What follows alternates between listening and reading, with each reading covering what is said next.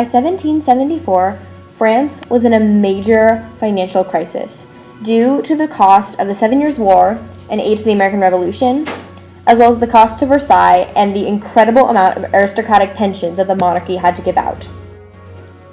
Along with this was the failed Strategic Defense Initiative of Louis XVI, which involved the construction of the Cherbourg cones. This was a major input of money that ended up being a complete failure, which left the French government much more in debt and left the entire country incredibly economically unstable. Another factor in the causes was Enlightenment ideals.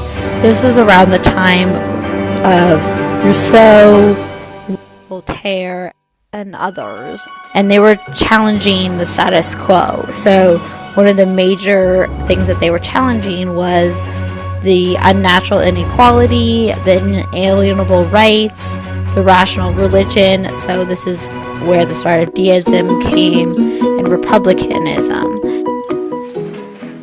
Coffee houses played a large role in the origins of the French Revolution because they fostered enlightened thinking.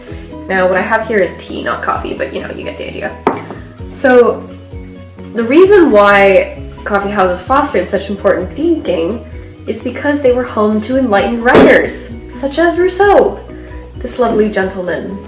And yeah, coffee houses and salons were just places you could talk and discuss things, and that's how a lot of the French Revolution's ideas got started, is because they were just talked about in coffee houses by enlightened individuals and then spread around to the other classes via word of mouth. Hey Watson.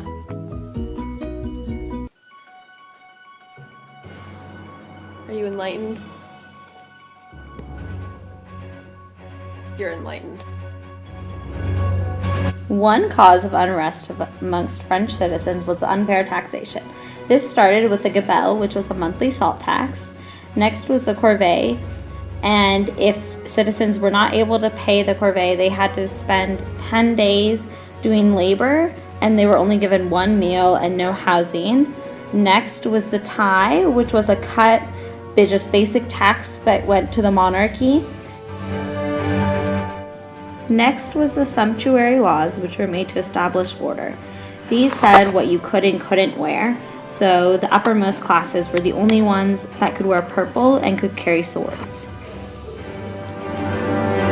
The harvest of the past year had been ruined, which led to a shortage of wheat. Making up 70% of the French diet, this shortage was a major problem, especially the extremely high bread prices that occurred as a result. Peasants watched as their rent and food prices rose faster than their wages.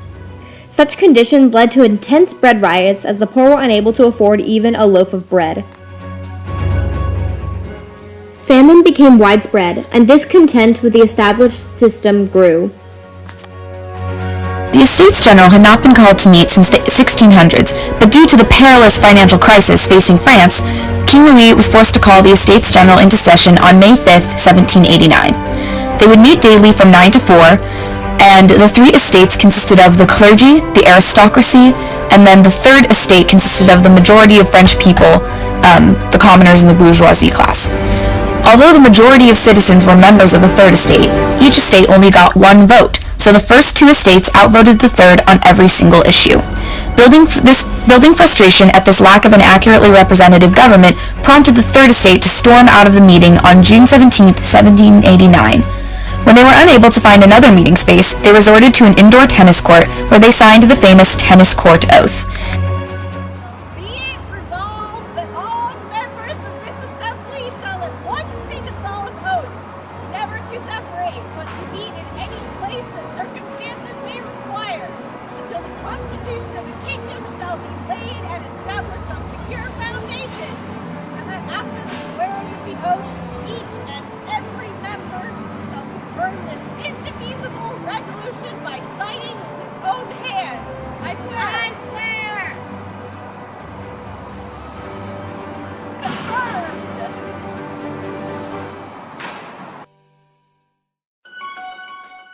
All the members of the National Assembly quickly got to work with a long process of starting a new constitution that would guarantee rights for all citizens of France. About a month later, on July 14th, a huge mob led by Camille Desmoulins went to the Bastille prison and raided it completely, looking for guns and ammunition. This old prison was also a sign of the ancient regime that the revolutionaries were trying to tear down. It is the morning of October 5th, 8 a.m. Women are gathered in the square. Something seems afoot. They are not here to buy bread. There is no bread. They are here to march 12 miles to Versailles and demand that the king and his wife give them the bread their families need to survive. On the way over, the women in the square are joined by more and more as they pass through other villages until they have a crowd of at least 6,000. Once they arrive at the palace, they riot, chanting for the king and queen until they are given an audience with him. A male representative of the National Assembly and 15 women are chosen to present their demands to the king. They wait, but hear nothing.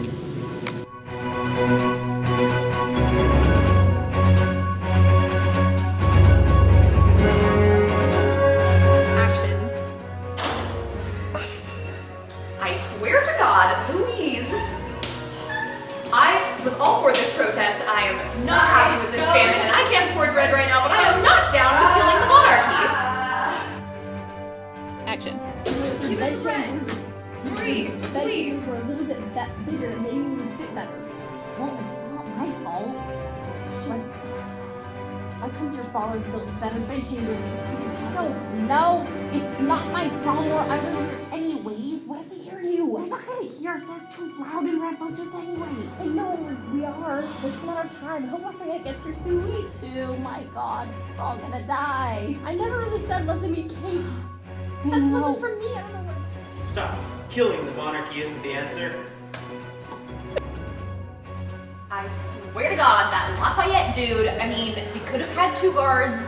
We already had 2 that were dead. We could have had a 3rd, but you know what? He had to come and make the king and queen promise to give us our bread. And okay, yeah, we have bread, but they're not dead. And okay, I guess we can relocate to Paris, but you know, it's just, fine. Men always have to take things over. It's always the men. Always the men. Men, always. King Louis, Marie, get out of your bedchamber. We're moving you to Paris. Relocation from Versailles. Okay. Hi guys. So this is a live update from Versailles. So, they just made my lovely little husband right here, made him go dress the people, and they took all our food. Like, it's not that we had that much food anyway. I know. Like, if they want to move us, like, I'm very comfortable here. I like living here. Yeah, they're gonna move us to Paris. The Tuileries is a much less good castle. Exactly. It's not as nice. I like my bed here better. It's much more comfortable. Well, it's better than in Paris. Okay, whatever. Well, anyway, I think they're gonna keep us under watch, and I really hope my kids are gonna be okay. Yeah, I'm a bit worried. And I'm a little bit just concerned about the mob. It's kind of getting a little out of hand. Whoa, that's a little worried. Next update will be from the Tuileries in Paris. Pray for us citizens too.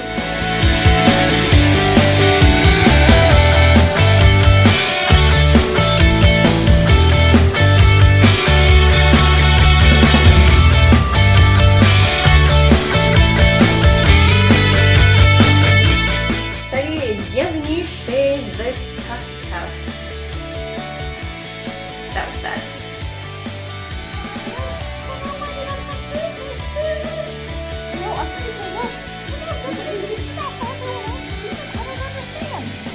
All in favor of Proposition 23, say aye. Aye! Didn't we have a vote on that? Yeah, everyone can vote. It's just, I don't know what the issue is. If they're unhappy, why can't they just vote it away? Exactly. I don't understand.